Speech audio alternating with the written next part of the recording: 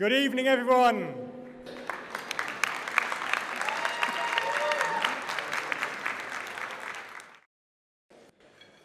Today we will talk about philanthropy. Today we'll talk about the wonderful story of Dubai Cares and exactly how they made impact regionally and globally. They've reached 16 million people globally. They've been to 45 developing countries in the world, countries you would find almost impossible to find on a map, and Dubai Cares has been there. The first one is technology, of course. Today, you can have virtual reality and augmented reality, and people can see what's happening in Syria while sitting in their homes, so they feel connected and they have a human association with what's going on. We have blockchain, which could bring in transparency and trust within the organization, and that is one of the key things which I'll talk to His Excellency in a few minutes. The second area is about demographics. We started this whole process 10 years ago, and we see a lot of young people. These young people will represent 75 to 90% of the working population of the world. Means that their view of the world, who they trust, how they work, how they connect, is absolutely critical when it comes to philanthropy. Because a lot of them don't trust and connect with what's going on today. There are a lot of social changes and social innovation that's going on, and that needs to be addressed, how the shifts are taking place. You have the refugees all over the world, that shift is taking place. You have a lot of polarization going on, and that puts a further pressure on philanthropy. And lastly, a lot of structural adjustments between NGOs and governments and policymakers and so on. And these four megatrends, when you put them together, create a completely new dimension, a new paradigm that we have to work with. When we think of charities in the very contextual, old-style manner, these are some of the words that come to mind. It's closed, it's slow, it's large, it's old, it's about big money. How many people can relate to that in terms of old-style philanthropy and old-style charity? Most of us. The way forward is this. It's open, it's flexible, it's small, it's connected, it's youthful. The idea of startups and small philanthropies are an integral part of the future. This is what happens. This is part of the context and helps you start figuring out some questions for the way forward, and because we're going to have a lot of Q&A. Well, what I'd like to start is, tell us your story, Your Excellency. In a nutshell, I worked in National Bank of Dubai for 12 years. Banking was my passion. I never thought I would leave banking. And if you're going to ask me what kind of a banker I am a full-fledged banker. I did 6 years in retail banking, 6 years in corporate banking. In between, I did private and investment banking. I would love to talk about Dubai Cares and how we started. Not a lot of people know the story behind Dubai Cares, because it starts with the United Nations. It moves to His Highness Sheikh Mohammed's vision, and having both together gives you a story of where we are today and how we evolved as an organization.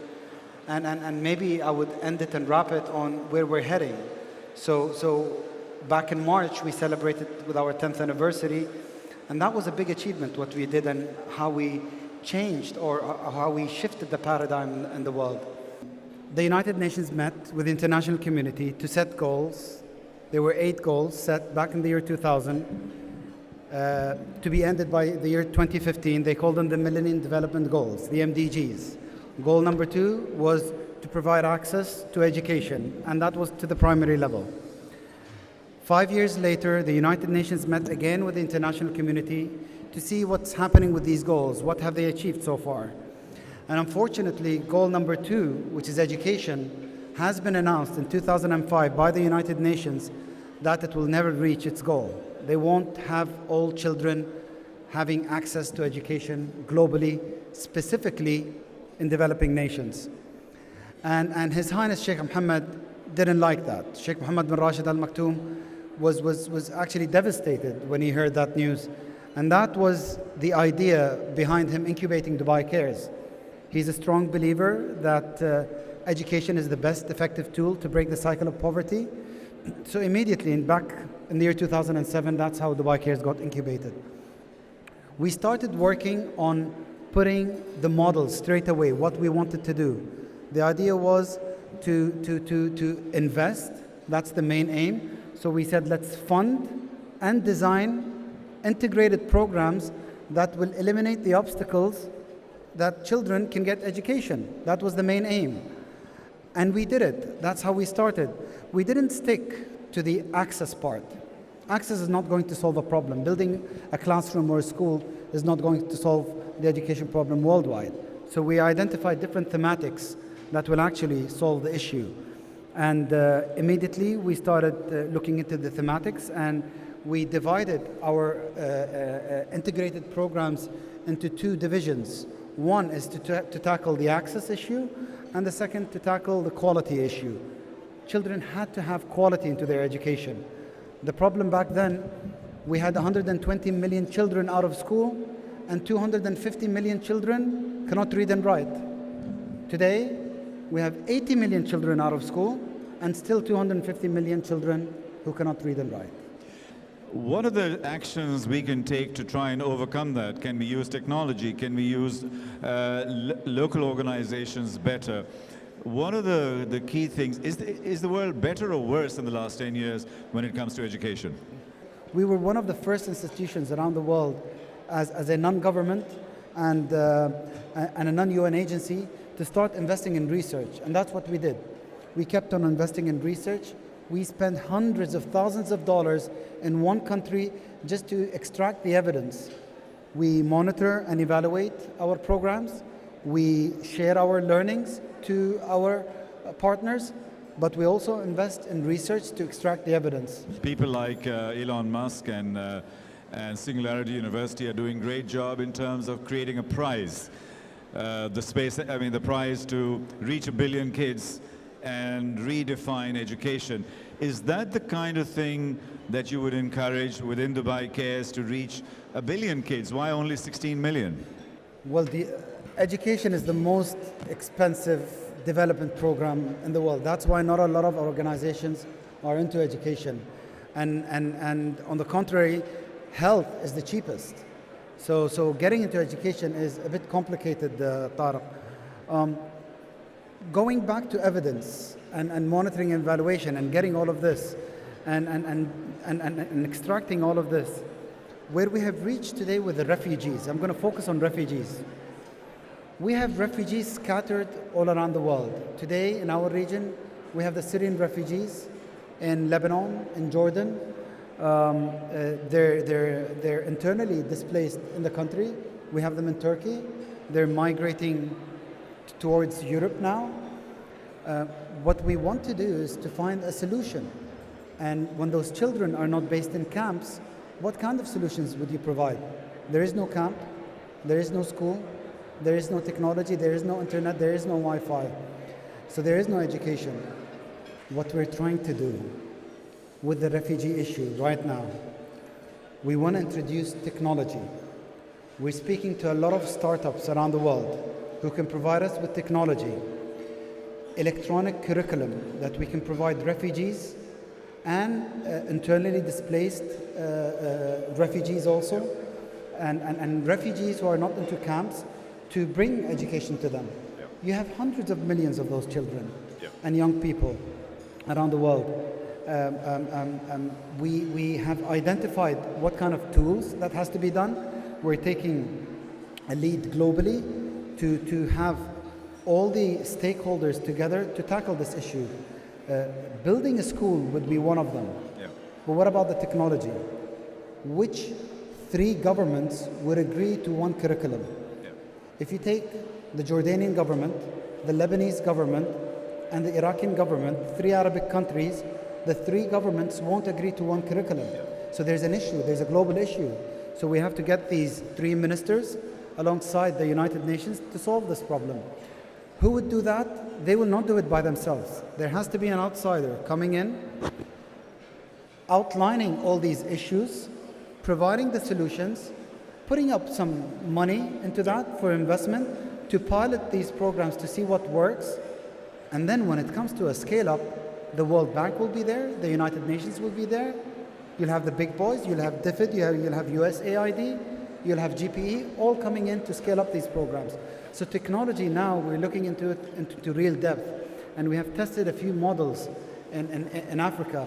We've tested it in Kenya, in Uganda, and also in Ghana on how to implement ICTs when it comes to education. Very often I get this comment like, we really want to help, but we don't know how. So we'll do it somewhere else, or we'll do it directly. Tariq, if I may, I just want to talk a bit more about Dubai Cares. Please. It's really important for me to let the audience see what change we have done in the world. Yeah. We're a small organization. We're hardly 40 people. And we have invested into education models in the world that for the past 40 years, organizations and UN agencies haven't done. Why? Because those kind of agencies, they spend a lot of money towards education on successful models. So they take existing models and they just scale it up from a country to another.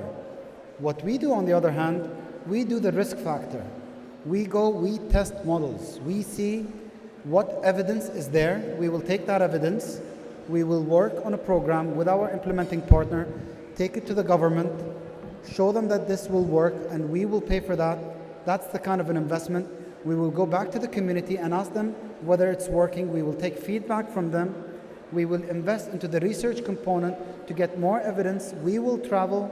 We will evaluate the program, bring a third-party evaluator, and then after 4 or 5 years, once the model is working, then we go back to the government and tell them, do you want to scale it up nationwide?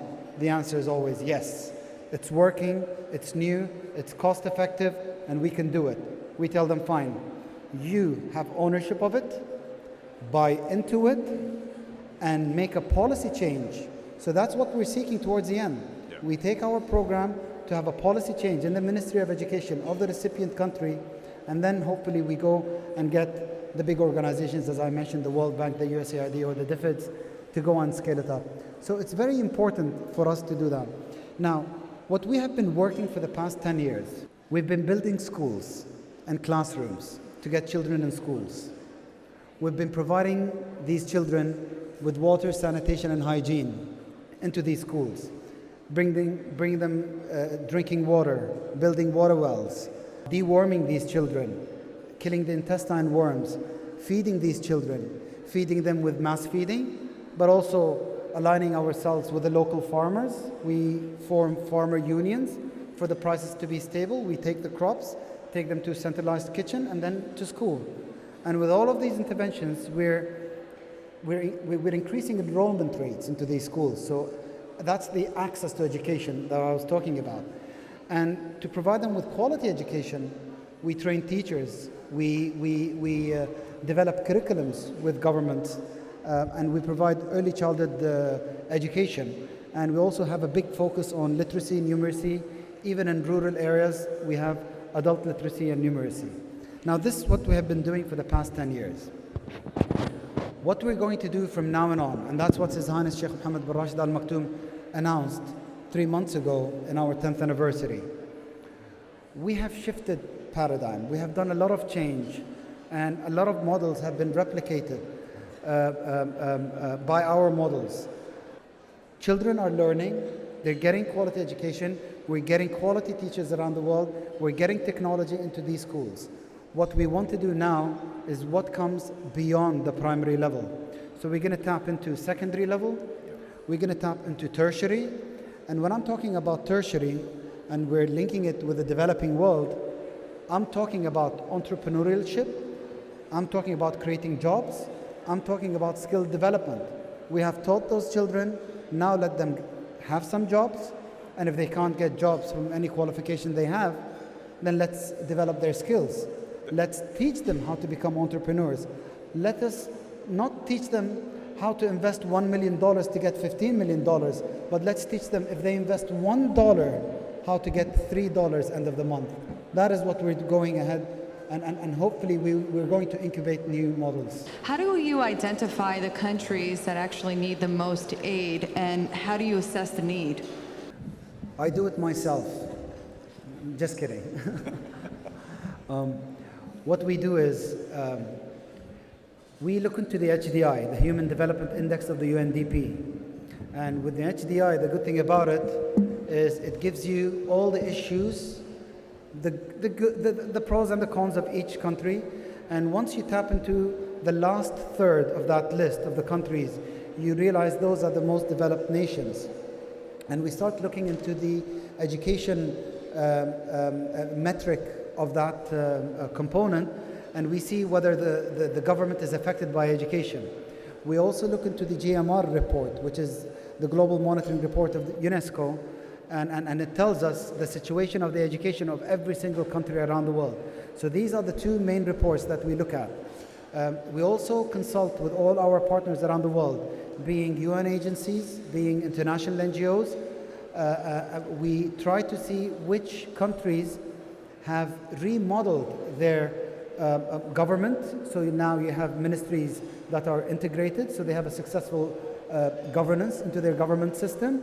That has an education problem that can be solved by introducing a new model. So we consult them and we identify those countries too. But I also have a team at Dubai Cares, which is doing an incredible job researching all the countries around the world, looking at the most needy country which needs education support, but it has to have a proper governance system into the government.